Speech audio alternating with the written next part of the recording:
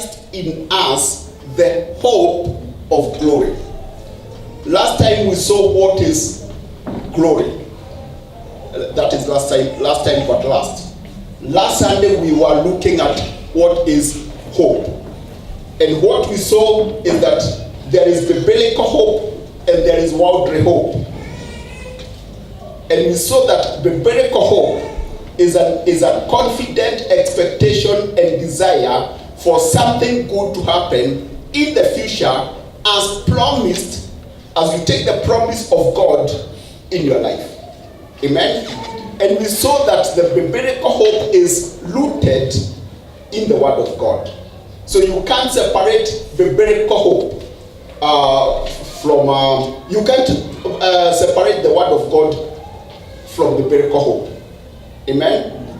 And we saw last time, that was last Sunday, that biblical hope will therefore rejoice.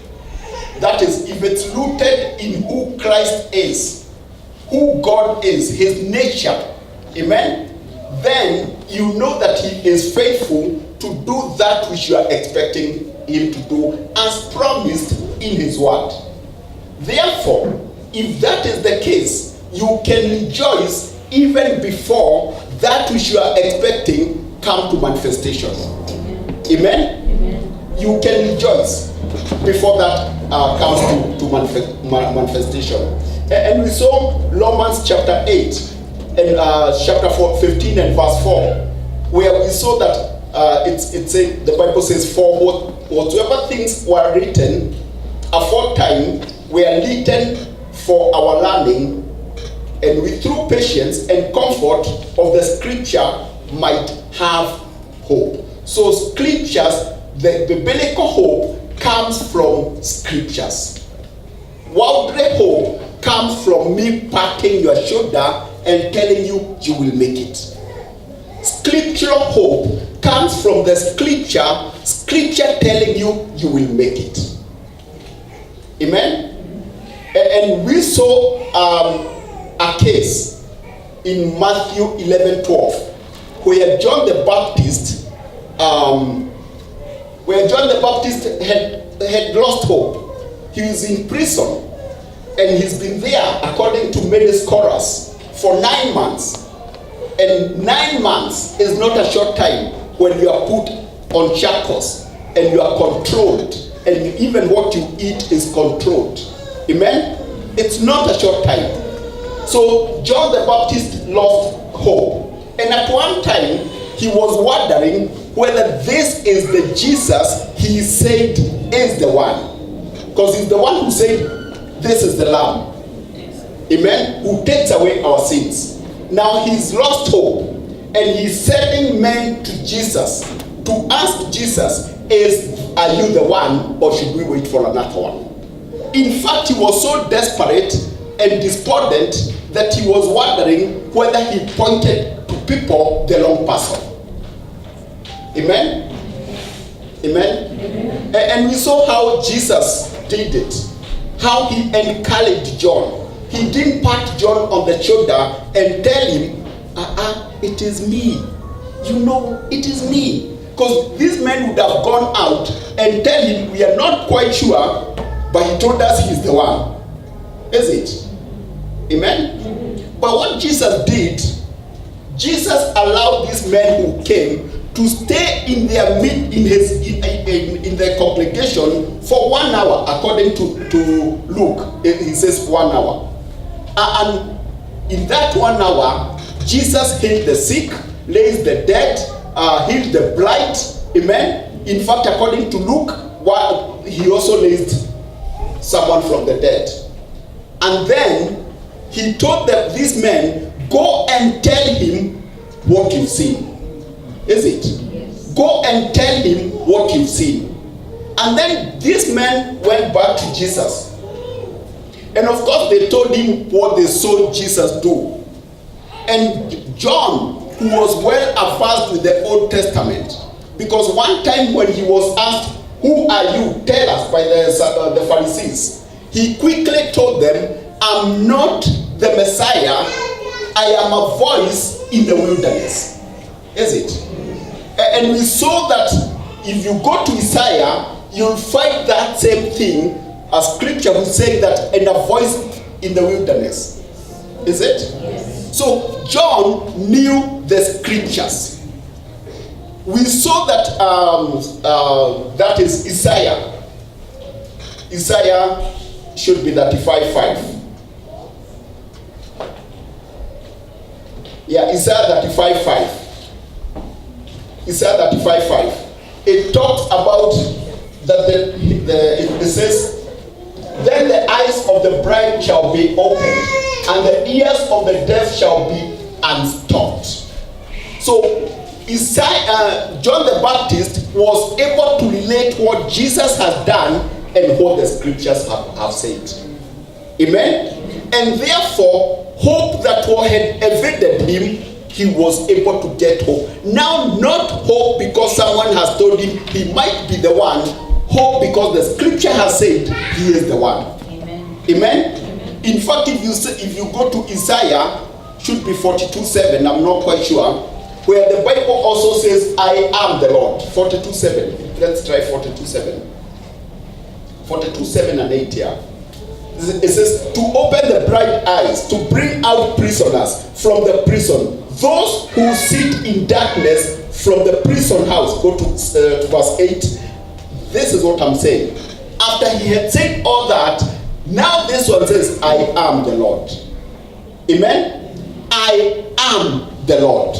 Amen? So Isaiah was able to combine 35, 37, 42:7, and now I can say with confidence, John the Baptist died an encouraged man. Amen? Because his biggest question was, have I pointed the wrong person to the people? Amen? Now he knew, even if I die now, I leave an able person who was promised by scriptures back on the earth. The one I said he's the lamb, he is the lamb. The one I said he's going to carry the sins of men, he will carry the sins of men. Amen? He was not afraid to die now. Are we together? Yes. Born as if you will. So when you go to Colossians chapter 3, it says, set your affections on things above. Set your affections on things above, not on things on the earth. This way, we've been asking ourselves this one question. Why do we live a defeated life? Even when Christ is in us, who is supposed to be, and indeed he is, the hope of glory. Amen? And Paul has been helping us to understand. And he says, if you want to walk a successful life in Christ in this life, set your eyes on the things above. Set your eyes on the things above. He shows there is a contrast between the things below and the things above. And he tells you, set your eyes on the things above. The word set, it means to fit.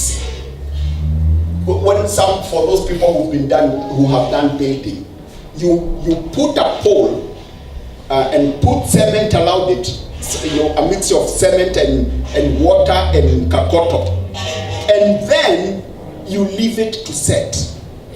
Amen? After one day, you try to remove that pole, you can't remove that pole. You need help to remove that pole because you've set that thing. Amen? It's the same attitude, the same thing. Paul is telling us, set your eyes on the things above. Amen? He also had set his eyes on the things above. And he told people at one time, I think it's the Corinthians, follow me as I follow Christ. His eyes are on the things above. So if you follow him as he set his eyes on that thing, you also will have set your eyes on the same. Yes. Amen? Yes. And he realized, he says, as I follow Christ. So if I go off, please don't come off with me. Set your eyes on the same point. Amen? So that's what Paul is telling us. And I also remember the psalmist, that is David. He says, I have set my heart. He has set his heart towards God. Amen? Bwana asifiwe. That was Psalms 57:7.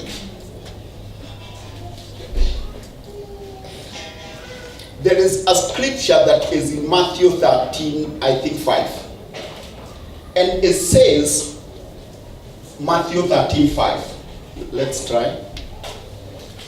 Matthew 13:5, 13:15. Try 15. For this people's heart is waxed close, and their ears are dull of hearing. I'm looking for that word, waxed. When the Bible says that these people's heart is waxed close, that is a King James version. It is the method, it's a process of the way they used to make candles. You know, they would put layers of candles, you know, a set, and they put another layer. So when the Bible says these people's heart is waxed close, it means you don't backslide in a second. Amen? You don't just backslide. Your code have got layers of code. Amen? Layers of code. By the time you turn around, it's because you are aware. Are we together? Amen? So my emphasis is that let's set our eyes on the things above. And Paul tells us the things that we are going to set our eyes on. Amen?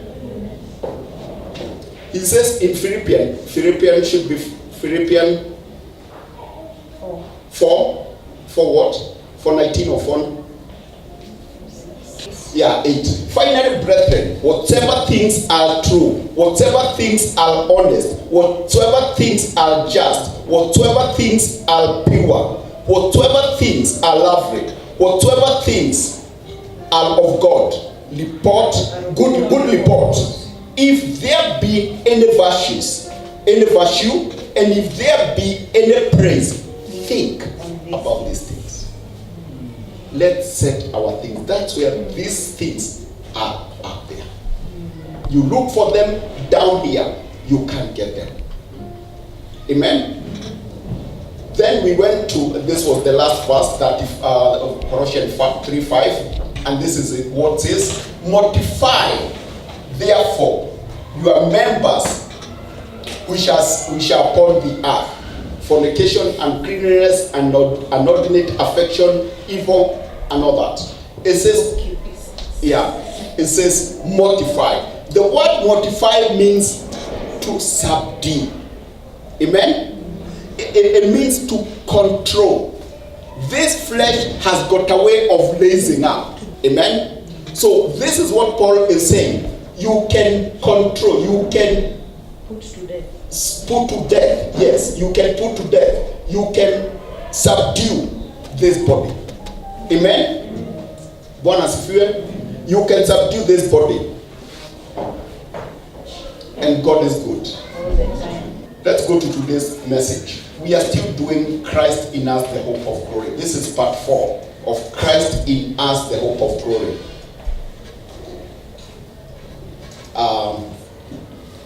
That was chapter 1 of Colossians verse 27, where it says, to whom God would make known, that is the riches of the glory of this mystery among the Gentiles, which is Christ in us, the hope of glory.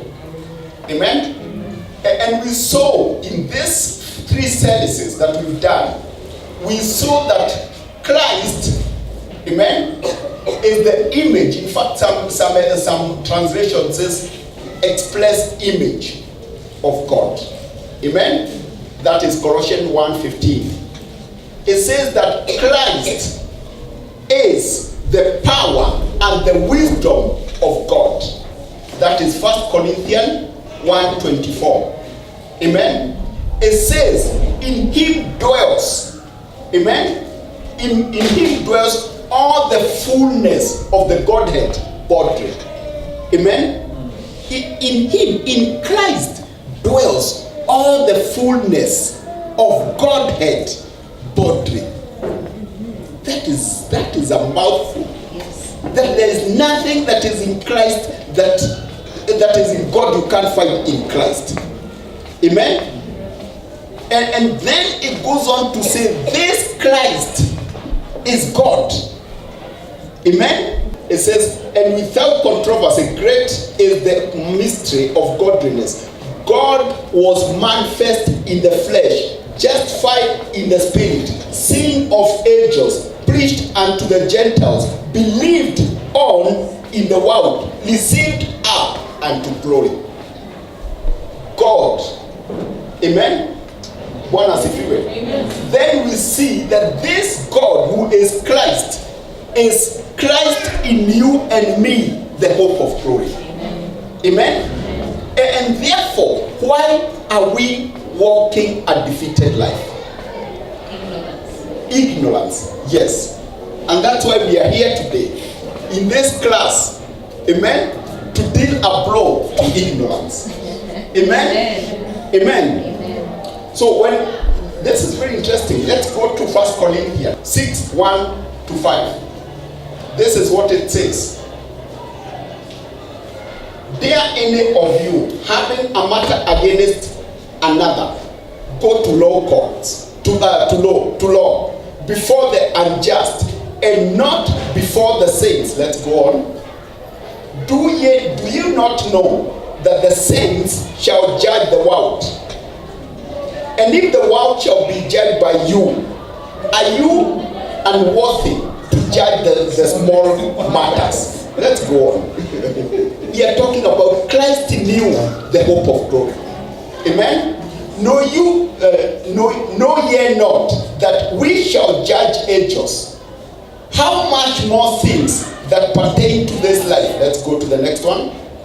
If then you have judgments of things pertaining to this life, set them to judge who are least esteemed in the church. Verse 5, I think it's the last one. I speak to you, to your shame.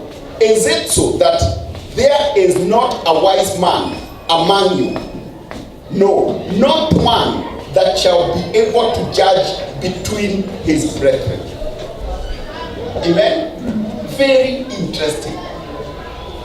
Two things or three things you can pick from this verse.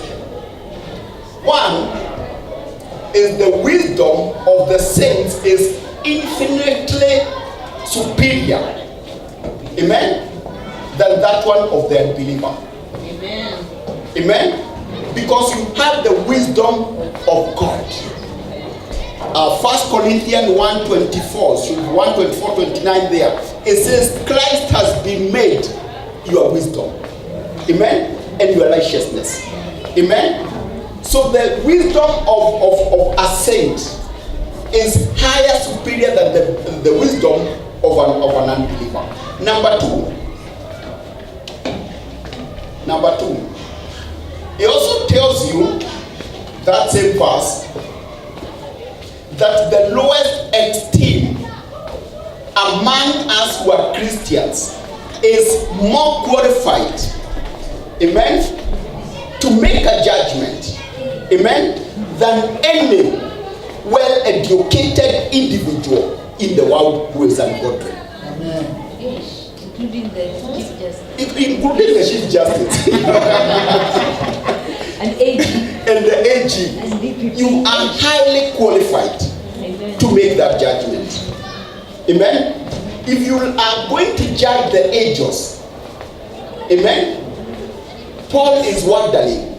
And that's why Paul is telling you, then you'd rather be defrauded, amen, than going to the heathen to look for justice, to look for judgment, when you yourself, you have everything you need to judge between yourselves. Amen. You are going to the lowest to look for judging, for help. Amen. Bwana asifiwe. The other thing that you learn from this is that Paul was also concerned about the image of the church. When the church is learning to the heathen for help, and Jesus said, I think in Matthew 13:35, that they shall know you belong to me when you love one another. Amen? Yes. And now you are going to the heathens to fight among yourself before them. And they are like, wow, these are the Christians? Amen? We are talking about Christ in you, the hope of glory. Amen? Bwana asifiwe. Then he's wondering what are the unbelievers going to think. They are the ones who you are trying to win over. They are the ones you are going to for help. Amen? The other thing you also get in this verse, and this is now verse 4, is that Paul did not believe that a well-educated and godly person was superior to an uneducated and low esteem. And I want to say this, when the Bible talks about least esteem in verse 4, there are no people in the Lord who are least esteem. No, not one. Before God we are equal, but among ourselves we put those classifications. So sometimes we think along those classifications. So Paul is thinking like you. But if it was before God, everyone is equal, whether you are educated or not educated. Amen? Amen. Whether you have, it doesn't matter who you are. He looks at you as equal. Amen? So that is what Paul's saying. He doesn't think that, believe that the well-educated and godly person is superior to an uneducated believer who is filled with the Holy Spirit. That's true. Bwana asifiwe. The presence of Christ in you brings a quality that unbelievers could never get, even with the highest education. Amen. Bwana asifiwe. Amen. Even with the highest education. I was doing this sermon and I was seeing how we do it upside down. Amen. We learn to the heathens, the most educated. Amen. And we feel we almost want to kiss the feet they are walking on. Amen. They should be feeling privileged that you are there. That's true. Even as educated as they are, yes, they should be coming to see you and saying, tufanye nini sasa? Amen. Amen. But we do it the other way around. In fact, when you among them, you don't want anyone to say praise the Lord. You don't want even to identify yourself with the Christianity. Yeah. Unfortunate. Very sad. Very sad. Now, today, this morning, I want us to look at the heart of man. The heart of man. Matthew 15:10-11 says, and he called the multitude and said unto them, hear and understand, not that which goeth into the mouth defileth a man, but that which cometh out of the mouth, that which defileth a man. It's not that which goes through your mouth down that defiles you. Let's go to verse 17. Do not yet understand that whatsoever entereth in at the mouth goeth down, goeth into the belly, and it's cast out into the throat. There Jesus has just taught a whole biology class. A whole biology class. He tells you what you eat goes into it's digested, it's assimilated, amen, Bwana asifiwe, and metabolized into your body, amen, and the waste product is released because it is waste, yes, amen, because it's not needed. Bwana asifiwe. Amen. So Jesus is not saying you should not wash your hands. He's using a physical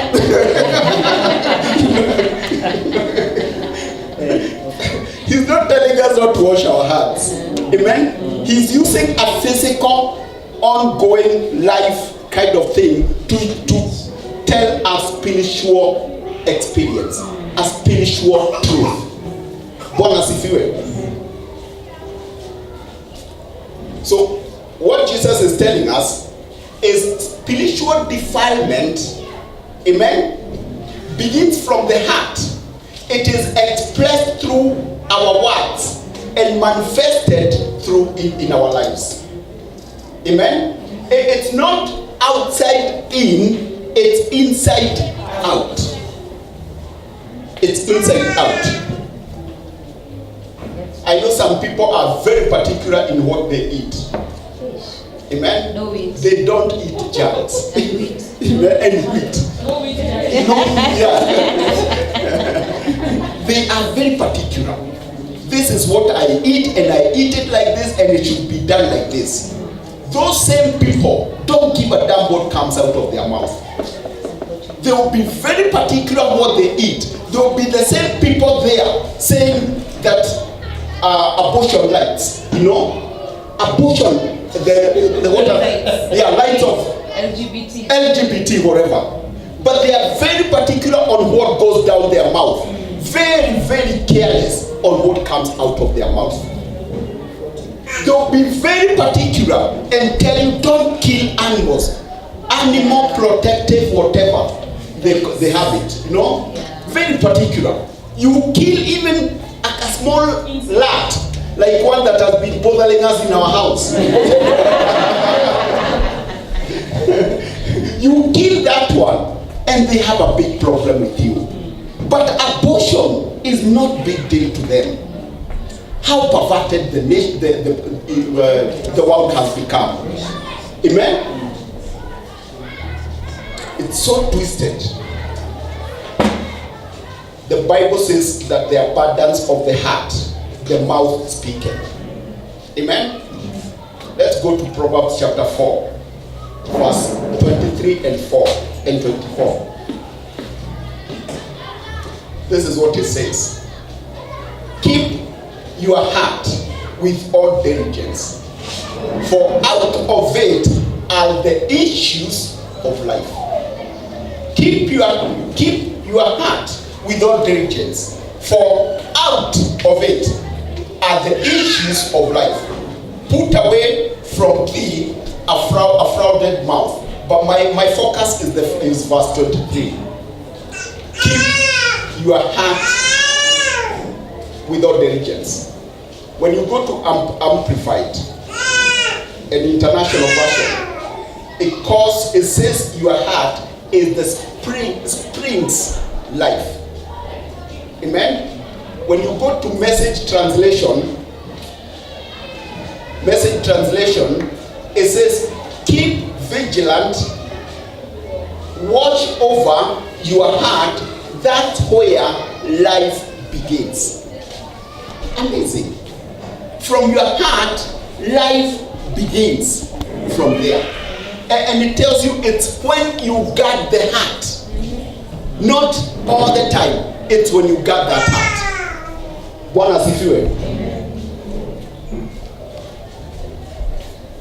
The things that impact our lives do not flow outside, but inside, it's outside. Amen?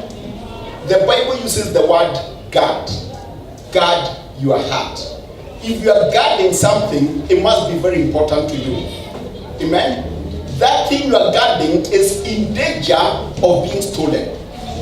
That thing that you are guarding, it's in danger of being destroyed. Amen?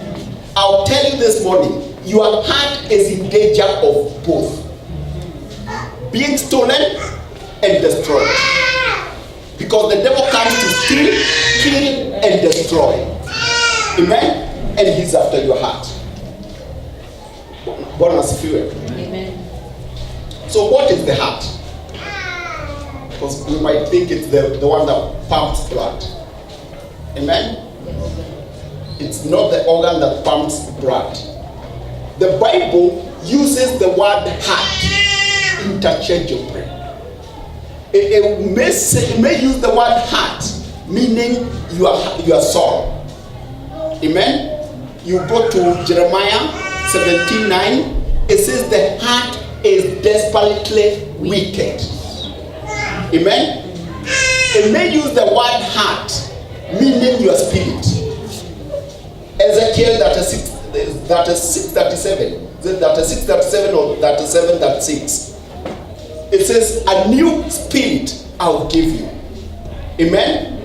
But here it's telling us about the heart. Which heart then among the two? Because it is going to use the spirit for heart, soul for heart, or sometimes both for heart. Amen? You get the answer to that from verse 19. Because the verse 19 tells us that from the heart proceeds evil thoughts. Amen? Evil thoughts. Verse 19. Evil thoughts. So if it's evil thoughts from the heart, then it is not your spirit.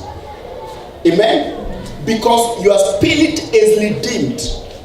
We saw in Ephesians 4:24 that it's being renewed in. Can we have Ephesians 4:24, please? Yeah. And that ye put on the new man, which after God is created. It's created. After God, your spirit is created in righteousness and true holiness. Amen? That is your spirit. Amen? So it can't be referring to your spirit. Then we can say it's referring to your soulish and renewed mind. Amen? Bwana asifiwe. Because that's where evil thoughts are coming from. Amen? Your spirit is holy. Amen? That's where the Holy Spirit lives and resides. And he can't be residing in with evil. Are we together? So it got to be your spirit, your soulish, Leon.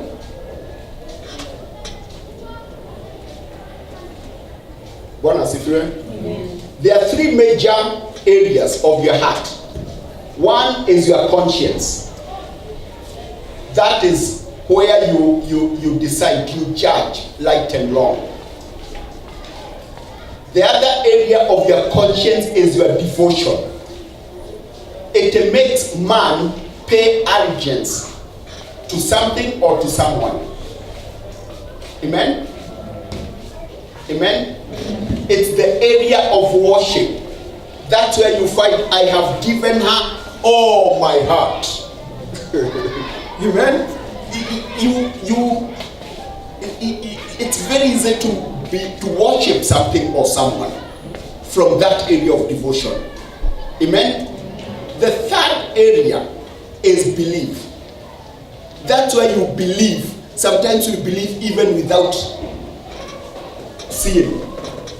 Amen? It's the seat of faith and values. Amen? It's the seat of faith and value. So the Bible says, having known this, guard your heart in all diligence. You must purpose. You must be deliberate. Amen? To guard that heart. Amen? You must guard your heart.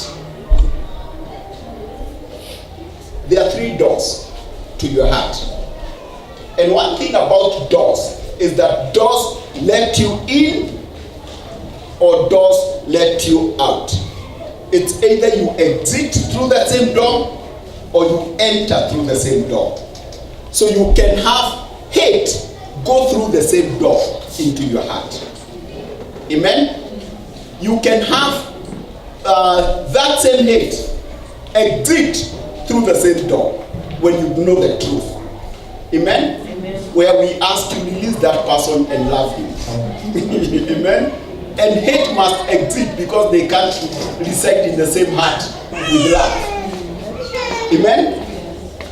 So the first door towards your heart is through words. Through words. What you hear. It's a door towards your heart. Amen? It's a door towards your heart. The other door is images. Things you see. Amen? Things you see. There are people who are today are struggling with things that were said to them. I gave an example of myself one time, and I told you how my uncle kept telling me over and over and over again how angry I am. Thank God, Evelyn never saw that. And she was not there when my uncle was telling me that. Otherwise, I wouldn't be having a wife. Amen? Because those words started, at some point, ceased being physical, they became spiritual. And they started controlling you in the heart. Amen? From your conscience to your subconscious. In your subconscious, they will control you even without realizing that they are controlling you. You'll be doing things and wondering, why have I done that? Because now they are not in your conscience level. They are in your subconscious level. Amen? Amen. Images that you see. Someone said, and I agree with them, that nowadays the youth are seeing over 300,000 violent images. Violent images. By the time they come from 9 years and even below 9 to about 19 years, they have seen thousands of whatever. And then we are wondering, why are people killing one another? You know, we was in a function with Evelyn yesterday, and the pastor was preaching, was quoting some newspaper where I think Standard, they had quite a number of girls plus Shalom, yeah, and they're wondering, and people asking, where are we going? It's the images that people are seeing and are controlling them from their subconscious level. They may not know what is taking place. Amen? Bonus, if you will. The other one is experience. The experiences that you've gone through. The experiences that you've gone through.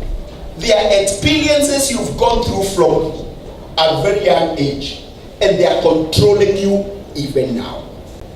When I was doing counseling some years back, in the counseling class, the facilitator was talking and trying to make us understand that there are things that we are doing in this life after 30, 40 years that happened in another area, whatever. And she picked one of the students and told this lady, can you tell us what are your fears? And the lady stood up and said, my fear is that I don't trust my husband. And she said, it's not that he has ever done anything to warrant that, but somehow, for some reasons, I don't trust him. And the facilitator walked that lady back to 5 years and asked the lady, is there anything that ever happened to you when you are between 1 and 5 that you can remember? And the lady said, yes, I remember. One time, I had been bought for a doll, you know, and I had this doll. And as I was walking, a boy came and snatched the doll and ran away. And when the boy did that, I was left crying. I was crying for my doll. And a man came and asked me, why are you crying, young girl? Why are you crying? And I told him why I'm crying. And the man told me, don't worry, just sit here, I'll get you that doll. Don't cry, just don't cry, I'll get you the doll. And the man left and went. That is what we do as grown-ups. We ask kids, keep quiet. Don't worry, we'll do it. Just to make them keep quiet. Amen? Just to make them keep quiet. After they've kept quiet, our goal has been achieved. Amen? Amen? But now this girl sat there for hours waiting for the doll to be brought back. Waiting for the doll to be brought back by the man. And after a long while, the girl went home, but the damage was already done. The damage was already done. From that day, this lady don't trust men no more. Even her own husband. And that's where now a psychologist tries to excavate some of the things you went through and helps you to come over them. So experiences are doors that goes into your heart. Bwana asifiwe. Amen. Now, they don't just come into your heart. It is a process. I want us to see that process. Bwana asifiwe. I want us to see that process. Let's go to John chapter 12, 4 to 8. This is what it says.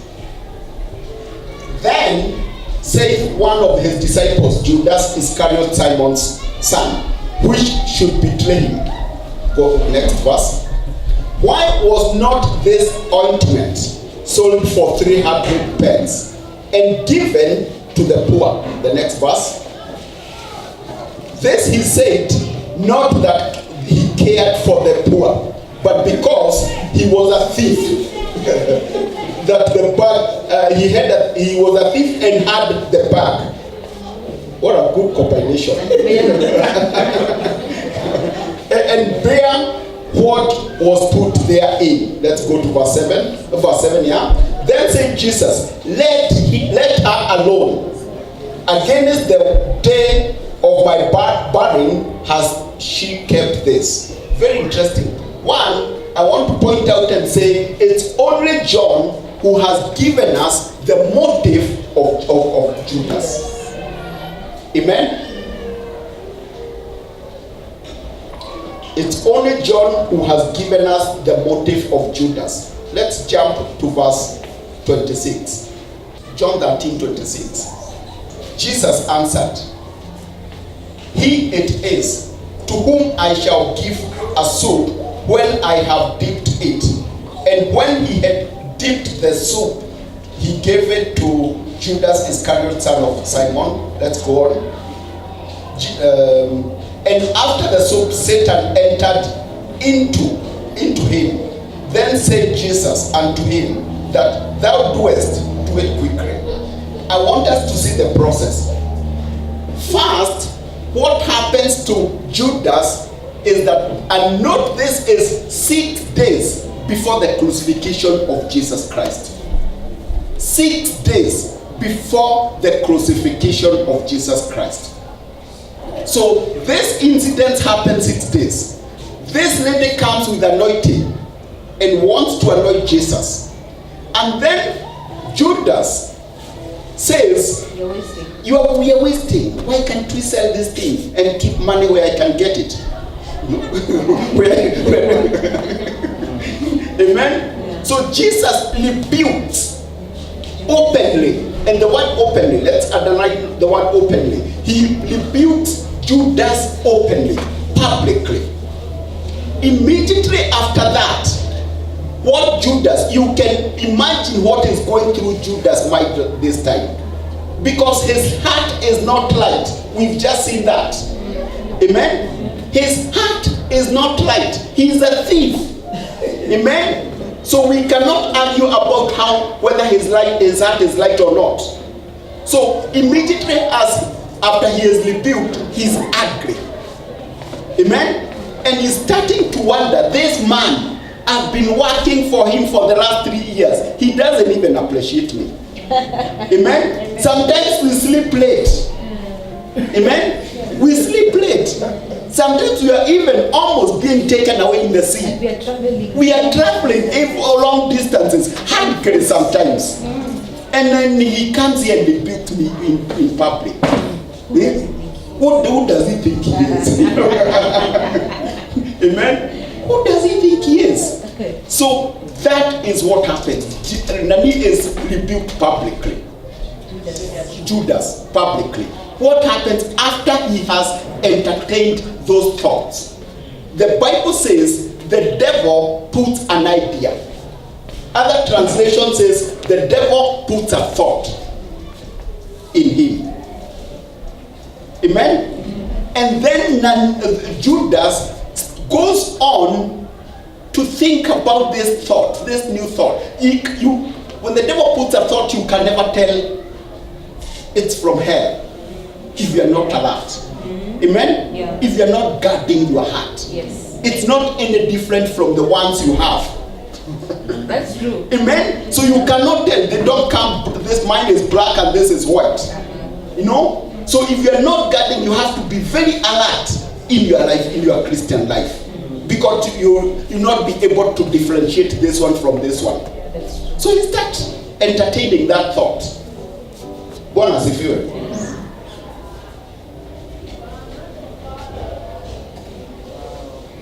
Bwana asifiwe.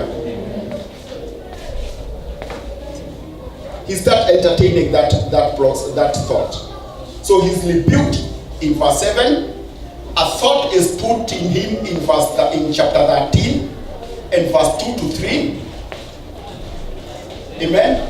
Then the next stage is very important. If you can't guard your heart in the first two stages, the enemy has already stolen your heart. Because the next stage is where now Jesus gives him the piece of bread.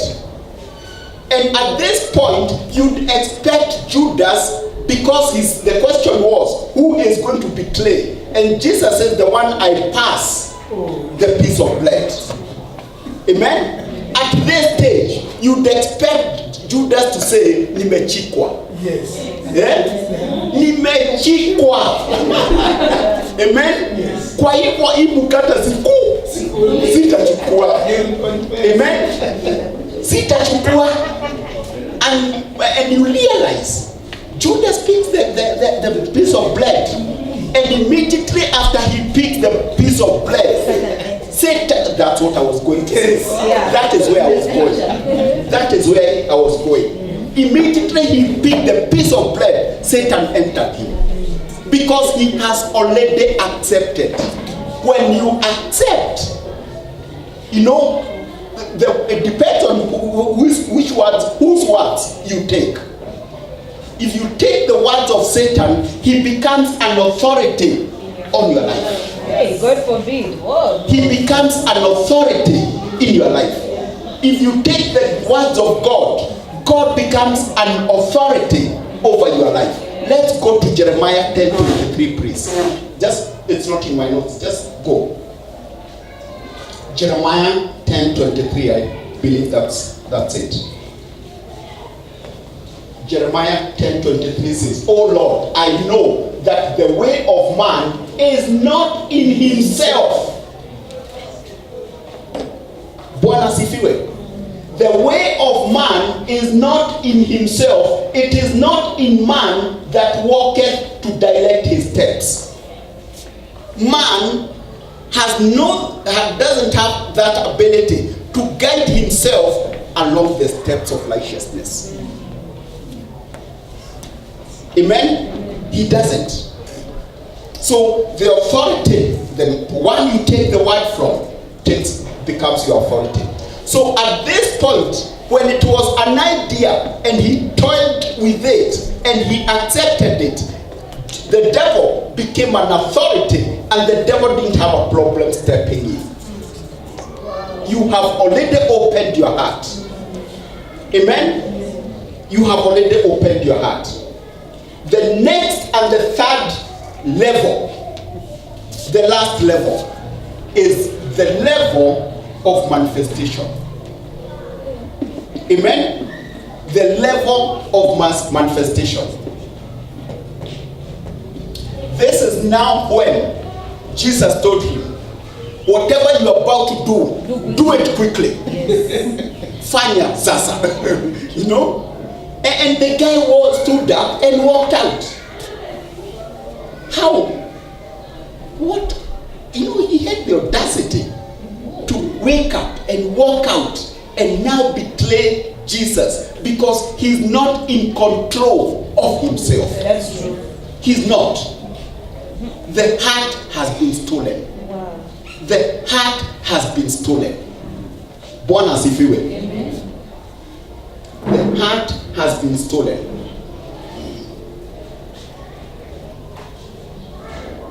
Bwana asifiwe.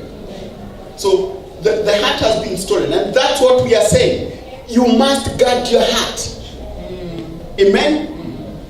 It comes even that we have given the extreme.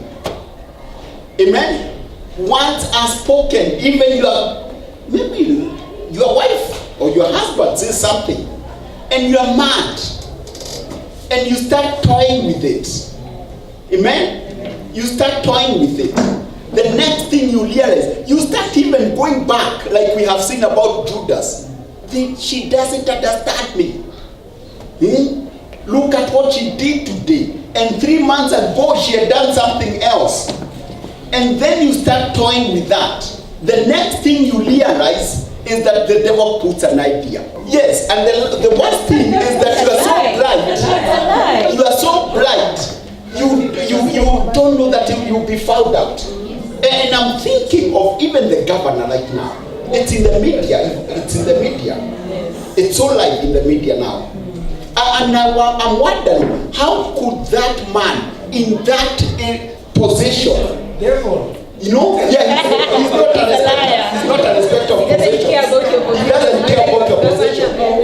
You know, how could such a man do what they did? Amen. Right now, where he's seated and pulling his heels, he's neglecting. He's in jail. He's neglecting. Amen. Bwana asifiwe. So what we are saying is guard your heart. Guard your heart. Guard your heart. And this thing is lubricated many times in our lives. You may not murder, you may not steal, amen? You may not commit adultery, but even now in your life, if you focus, there are things even now that are going on that you can retrace those 4 steps. Yeah. Amen? That you can retrace the 4 steps.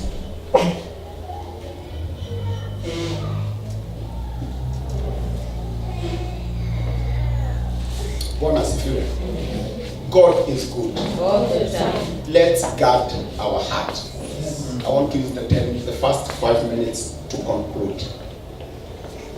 We say that if the Bible says guard your heart, it's because it's an important organ.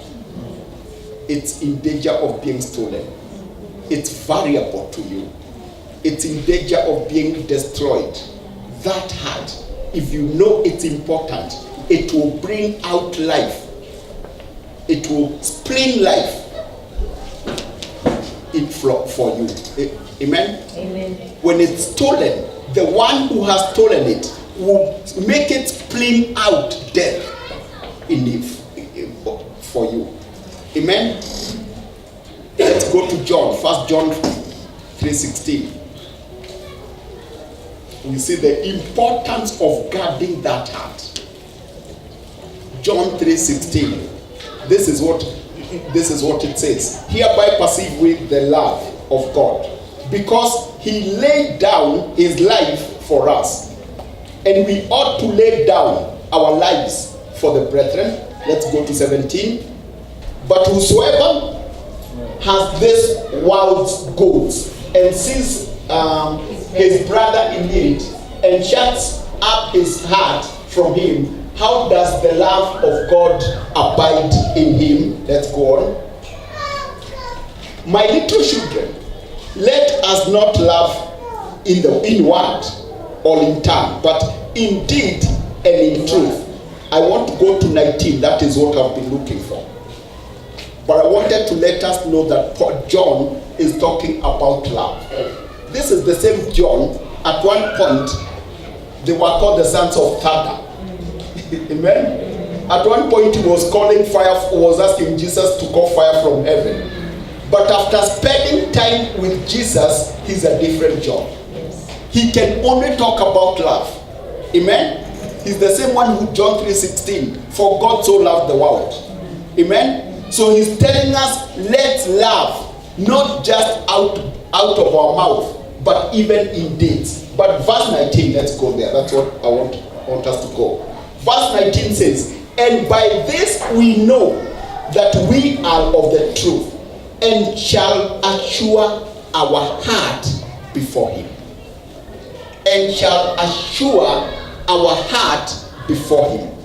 The last 3 Sundays, we also saw that there are stages of seeking God.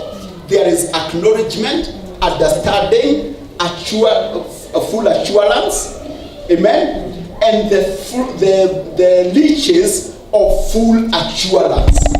Those were the stages. But John here is now talking about you now staying in that level of getting the fruit of full assurance by you assuring your heart. Hallelujah. Amen. Why do you assure your heart?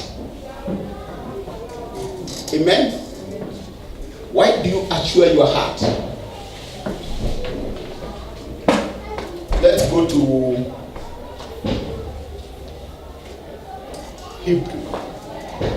Hebrews 6:18 to 19. Hebrews 6:18 to 19. We want to see what this is what it says. That by 2 immutable things in which it is impossible for God to lie, we might have strong consolation, who have fled for refuge, to lay hold of the hope set before us. This hope we have as an anchor of the soul. Hope which is rooted in the word of God. The word of God, which is the nature of who God is. That's where we anchor our soul. Amen. We anchor our soul in the word of God. Amen. We anchor our soul in the word of God. Anchor, when you think about anchoring, it takes you back to Mombasa in the ocean. When a ship is anchored, it can be swayed up and down, but it can't move. Because our soulish realm has got a way of being swept away by tides of circumstances and situations. That's true. Amen? Amen. The tides of circumstances can take your soul away. So your soul has to be anchored somewhere. And it can't be anchored anywhere else apart from the word of God. Amen. Because anywhere else Yes. is not stable. That's true. Amen? Yeah. The word of God is stable. Yes. That is where now you anchor your soul. And you do it by assuring your soul. When these circumstances and situations comes, you are able to say the greater is one in me than that one who is in the world. Hallelujah. Amen? Amen. I am accepted in the beloved. Amen. Amen? I am the righteousness of God in Christ Jesus. Amen? The weapons formed against me. That is Isaiah 54 verse 17. Amen? Yes. Let's read it. Let's read that one. Very interesting. Let's read Isaiah 54:17. Thank you, Jesus. Now weapon formed against you shall wait a minute. No weapon, yes. No weapon formed against you shall prosper. And every tongue which rises against you in judgment, you shall. You, not someone else. You. Yes. And you can only condemn that one by what the word of God says Yes, on your behalf. What the word of God has done on your behalf. Yes. Amen. You speak it out. Yes. You declare it. Yes. Amen. You shall condemn. This is the heritage of who? The servants of Who? the Lord. The servants of the Lord. The servants of the Lord. Yes. The servants of the Lord. Amen. And their righteousness is from Me. Says me. the Lord. Me. Their righteousness is from me. Says the Lord. Amen. Your righteousness cannot start before the devil. That's true. If you didn't know that. Amen. It can't start. It's full of hollows. Yes. Amen. Yes. It's full of hollows. Yes. But the righteousness you are using here is of him. The righteousness of God in Christ Jesus will make you stand Yes. before the enemy Yes. and declare Yes. that you can do nothing. Oh, yes. Because this is not my righteousness. Yes. I am the righteousness of God in Christ Jesus. Hallelujah. Therefore, I stand before you and boldly declare that this is what God has done Yes. on my behalf. Oh, yes. It is established in heaven Yes. and it is working on my behalf Oh, yes. here on this ground. In Hallelujah. Jesus' name. Amen. Thank you, Jesus. Hallelujah. Thank you, Jesus. Amen. Yes. You only can assure yourself. The soul need to be assured. Yes. The spirit doesn't need to be assured. No. The word of God is in your spirit. Yes. But the soul has got way of wavering. It is here, it is Yeah. there. It sees this one, it sees this one. Yes. But you must assure it Yes. by using the word of God. Amen. Amen. Yes. Bwana asifiwe. God is good All the time. and God is good all the time. Please come.